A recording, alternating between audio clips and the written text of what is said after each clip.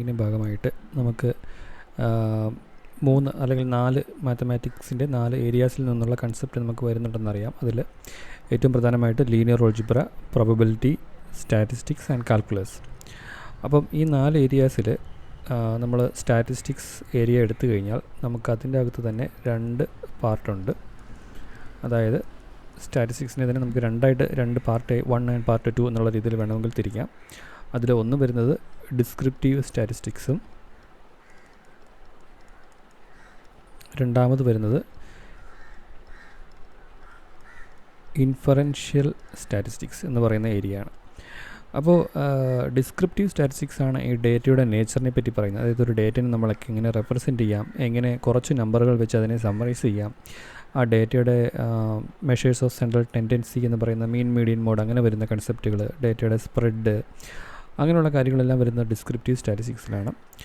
നേരെ മറിച്ച് ഈ ഡേറ്റ ഉപയോഗിച്ച് നമുക്ക് എങ്ങനെ ഇൻഫറൻസ്, അതായത് നമുക്ക് ഡിസിഷൻ മേക്കിങ്ങിനെ നമുക്ക് ഹെൽപ്പ് ചെയ്യുന്ന രീതിയിൽ എങ്ങനെ അതിൽ നിന്ന് ഇൻഫറൻസ് എടുക്കാം എന്നുള്ളതാണ് ഇൻഫറൻഷ്യൽ സ്റ്റാറ്റിസ്റ്റിക്സിൽ വരുന്ന കീ ആയിട്ടുള്ള അതിൻ്റെ സ്കോപ്പ് ഓഫ് ഫീൽഡിൻ്റെ സ്കോപ്പ് എന്ന് പറഞ്ഞു കഴിഞ്ഞാൽ.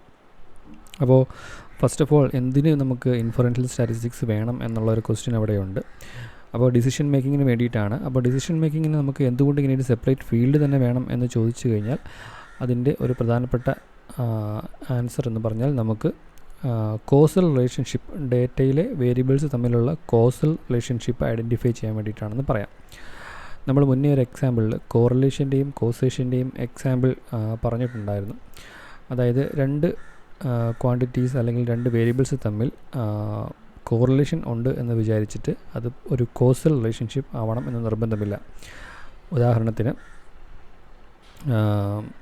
നമ്മളിപ്പോഴും പറയാറുള്ള ഒരു എക്സാമ്പിളാണ് ഡിഫറെൻറ്റ് കൺട്രീസിൻ്റെ അവരുടെ ഒരു നമ്പർ ഓഫ് നോബൽ പ്രൈസ്, അവരുടെ ചോക്ലേറ്റ് കൺസംഷനും അതുപോലെ തന്നെ നമ്പർ ഓഫ് നോബൽ പ്രൈസ് വിന്നിങ്ങും. ഇത് രണ്ടും 2 ആക്സിസിൽ എടുത്തു കഴിഞ്ഞാൽ നമുക്ക് ഇതുപോലൊരു അപ്വേർഡ് ട്രെൻഡ് പോലെ കാണാൻ സാധിക്കും.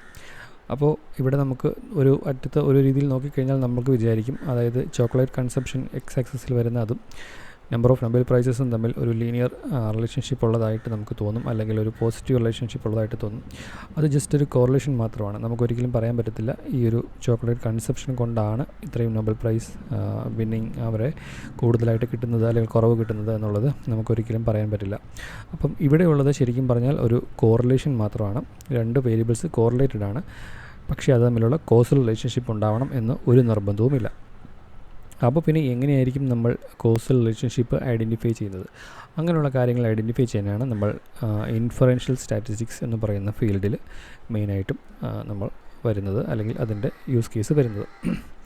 അപ്പോൾ അത് ചെയ്യാനായിട്ട് പലപ്പോഴും പലതരത്തിലുള്ള എക്സ്പെരിമെൻറ്റ്സ് അല്ലെങ്കിൽ കൺട്രോൾഡ് എക്സ്പെരിമെൻറ്റ് എന്ന് പറയുന്നൊരു കൺസെപ്റ്റ് വരാറുണ്ട്. അത് ഉദാഹരണത്തിന് പറഞ്ഞു കഴിഞ്ഞാൽ ഒരു ഡ്രഗിന് എഫക്റ്റ് ഉണ്ടോ ഇല്ലയോ എന്നറിയാനായിട്ട് നമ്മൾ ഒരു ലാർജ് പൂൾ ഓഫ് വോളണ്ടിയേഴ്സ് അല്ലെങ്കിൽ അതിൽ ഡ്രഗ് ട്രയലിന് വില്ലിംഗ് ആയിട്ട് വരുന്ന കുറേ ആളുകളിൽ നമ്മൾ ട്രൈ ചെയ്യും. സോ ഈ ലാർജ് പൂൾ നമ്മൾ ഒരു വലിയൊരു പോപ്പുലേഷൻ എന്നുള്ള രീതിയിൽ നമ്മൾ എടുത്തു കഴിഞ്ഞാൽ ഇതിൽ നിന്നും റാൻഡമായിട്ട് ഇവരെ 2 ഗ്രൂപ്പായിട്ട് തിരിച്ചതിന് ശേഷം ഗ്രൂപ്പ് എയും ഗ്രൂപ്പ് ബിയും എന്ന് തിരിച്ച ശേഷം ഒരു ഗ്രൂപ്പിന് നമ്മുടെ ആക്ച്വൽ ഡ്രഗ് കൊടുക്കുകയും രണ്ടാമത്തെ ഗ്രൂപ്പിന് ഒരു ഒരു പ്ലസീബോ എന്ന് പറയുന്ന ഒരു ഫേക്ക് ഡ്രഗ് കൊടുക്കുകയാണ് ചെയ്യുക. സോ എന്താ ഇതിൽ സംഭവിക്കുകയെന്ന് വെച്ച് കഴിഞ്ഞാൽ ഈ ഡ്രഗിന് എഫക്റ്റ് ഉണ്ട് എന്നുണ്ടെങ്കിൽ നാച്ചുറലി ഗ്രൂപ്പ് എയിൽ വരുന്ന ആളുകൾക്ക് കൂടുതലായിട്ട് ആ ഡ്രഗിൻ്റെ ഒരു എഫക്റ്റ്, ഫോർ എക്സാമ്പിൾ അതൊരു ഹെഡാക്ക് കുറയ്ക്കാനുള്ള ഒരു മെഡിസിൻ ആണെന്ന് വിചാരിക്കുക. സോ ഗ്രൂപ്പ് ബിയിലുള്ള ആളുകൾക്ക് വരുന്ന ചേഞ്ചിനേക്കാൾ കൂടുതൽ ഒരു സിഗ്നിഫിക്കൻ്റ് ആയിട്ടുള്ളൊരു ചേഞ്ച് ഗ്രൂപ്പ് എയിൽ സംഭവിക്കും. എന്തുകൊണ്ട്? ഡ്രഗിന് എഫക്റ്റ് ഉണ്ട് എന്നുണ്ടെങ്കിൽ. ഇല്ല എന്നുണ്ടെങ്കിൽ ഗ്രൂപ്പ് എയിൽ വരുന്ന ചേഞ്ചും ഗ്രൂപ്പ് ബിയിൽ വരുന്ന ചേഞ്ചും മോർ ഓർ ലെസ് സെയിം ആയിട്ട് ആയിരിക്കും വരുന്നത്. സോ അങ്ങനെയുള്ള കേസുകളിൽ നമുക്ക് ഡ്രഗിന് എഫക്റ്റ് ഇല്ല എന്ന് മനസ്സിലാക്കും.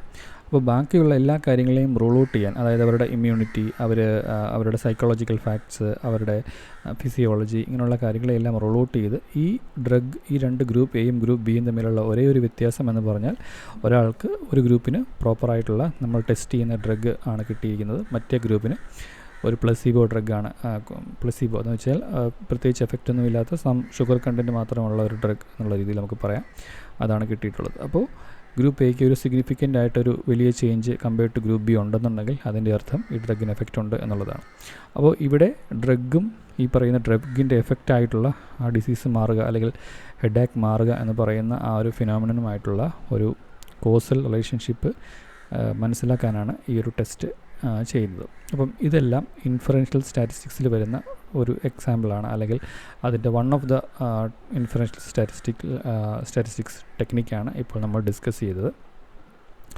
ഇതേ കാര്യം നമ്മൾ ഡാറ്റാ സയൻസിലും മെഷീൻ ലേണിങ്ങിലൊക്കെ ഉപയോഗിക്കാറുണ്ട്. ഫോർ എക്സാമ്പിൾ A/B ടെസ്റ്റിംഗ് എന്ന് പറയുന്നത് ഇതിൻ്റെ ഫീൽഡിൽ, അതായത് ഡാറ്റാ സയൻസ് ഇ-കൊമേഴ്സ് പ്ലാറ്റ്ഫോമിലൊക്കെ ചെയ്യുന്ന ഒരു കാര്യമാണ്. അതായത് നമുക്കിപ്പം ഒരു ഫേമസ് ആയിട്ടുള്ള ഒരു ഇ-കൊമേഴ്സ് വെബ്സൈറ്റിൻ്റെയോ അല്ലെങ്കിൽ പ്ലാറ്റ്ഫോമിൻ്റെയോ അതിൻ്റെ ഒരു വെബ് ഡിസൈൻ അല്ലെങ്കിൽ അതിൻ്റെ ഫ്രണ്ട് എൻഡ്, അതിൻ്റെ യൂസർ ഇൻ്റർഫേസ് നമുക്ക് ഇമ്പ്രൂവ് ചെയ്യണം, ആളുകൾ കൂടുതലായിട്ട് അത് ഉപയോഗിക്കണം എന്നുണ്ടെങ്കിൽ നമുക്കൊരു പുതിയ ഡിസൈൻ ക്രിയേറ്റ് ചെയ്യാൻ പറ്റും. നമുക്ക് ഡിസൈൻ എയും എക്സിസ്റ്റിംഗ് ആയിട്ടുള്ള ഡിസൈൻ എയും പുതുതായിട്ട് വന്ന ഡിസൈൻ ബിയും ഉണ്ടാവും. അപ്പോൾ ഇതിലെന്താ ചെയ്യുക എന്ന് വെച്ച് കഴിഞ്ഞാൽ റാൻഡമായിട്ട് ഈ വെബ്സൈറ്റ് വിസിറ്റ് ചെയ്യുന്ന ആളുകളെ സ്പ്ലിറ്റ് ചെയ്ത്, ഈ വലിയ ഗ്രൂപ്പിനെ റാൻഡമായിട്ട് സ്പ്ലിറ്റ് ചെയ്ത് കുറച്ച് പേർക്ക് എയും കുറച്ച് പേർക്ക് ബിയും ആയിരിക്കും അവർ ഇൻട്രാക്ട് ചെയ്യുന്നത്. സോ നോർമലി ബി എന്ന് പറയുന്നത് ഒരു ബെറ്റർ ഡിസൈൻ ആണ് എന്നുണ്ടെങ്കിൽ, അതായത് കമ്പയർഡ് ടു ഗ്രൂപ്പ് എ, ബിയിലെ ആളുകൾ കൂടുതലായിട്ട് ഈ വെബ്സൈറ്റിൽ സമയം സ്പെൻഡ് ചെയ്യുകയോ അല്ലെങ്കിൽ കൂടുതലായിട്ട് പ്രൊഡക്റ്റ് പർച്ചേസ് ചെയ്യുകയോ കൂടുതൽ മണി സ്പെൻഡ് ചെയ്യുകയോ ചെയ്ത് കഴിഞ്ഞാൽ നമുക്കറിയാൻ പറ്റും ഡിസൈൻ ബി എന്ന് പറയുന്നത് എയേക്കാളും ബെറ്റർ ആണ് ഇൻ ടേംസ് ഓഫ് റവന്യൂ എന്നുള്ള രീതിയിൽ. സോ ദാറ്റ് അവർക്ക് ഡിസൈൻ എയിൽ നിന്ന് മാറി ഡിസൈൻ ബിയിലോട്ട് അത് ഷിഫ്റ്റ് ചെയ്യാൻ സാധിക്കും. പക്ഷേ റാൻഡമായിട്ടുള്ള സ്പ്ലിറ്റിംഗ് ആയതുകൊണ്ടും ഗ്രൂപ്പ് എയിലുള്ള ആളുകളും ഗ്രൂപ്പ് ബിയിലുള്ള ആളുകളും ഡിഫറെൻ്റ് ആയതുകൊണ്ടും ഡിസൈൻ ബി എന്ന് പറയുന്നത് എയേക്കാൾ ബെറ്റർ അല്ലെങ്കിൽ പോലും there will be some difference between group A and B. പക്ഷേ ബെറ്റർ ആണെന്നുണ്ടെങ്കിൽ വരുന്ന ഡിഫറൻസ് എന്ന് പറഞ്ഞാൽ ഒരു ലാർജ് ഡിഫറൻസ്, ഒരു സിഗ്നിഫിക്കൻറ്റ് വേരിയേഷൻ ആയിരിക്കും. സോ ആ ഒരു സിഗ്നിഫിക്കൻസ് ടെസ്റ്റ് ചെയ്യാൻ വേണ്ടിയിട്ടാണ് നമ്മൾ ഇൻഫറൻഷ്യൽ സ്റ്റാറ്റിസ്റ്റിക്സ് നമ്മൾ A/B ടെസ്റ്റിംഗ് എന്നുള്ള രീതിയിൽ ഈ പറയുന്ന ഡാറ്റാ സയൻസിലും മെഷീൻ ലേണിങ്ങിലും ഒക്കെ യൂസ് ചെയ്യുന്നത്. സോ ഇങ്ങനെയുള്ള കുറേ ടെസ്റ്റുകളും കാര്യങ്ങളും കൺസെപ്റ്റുകളുമാണ് ഇൻഫറൻഷ്യൽ സ്റ്റാറ്റിസ്റ്റിക്സിൽ വരുന്നത്. അതിൽ നമ്മൾ ഒരു data science and machine learning പെർസ്പെക്റ്റീവിൽ അറിയേണ്ട കാര്യങ്ങൾ അതിലാണ്, ഈ രീതിയിലാണ്. അതിൻ്റെ ഒരു പർപ്പസ് അല്ലെങ്കിൽ എന്തുകൊണ്ട് എന്നുള്ള ചോദ്യത്തിൻ്റെ ഉത്തരം ഇതാണ് വരുന്നത്.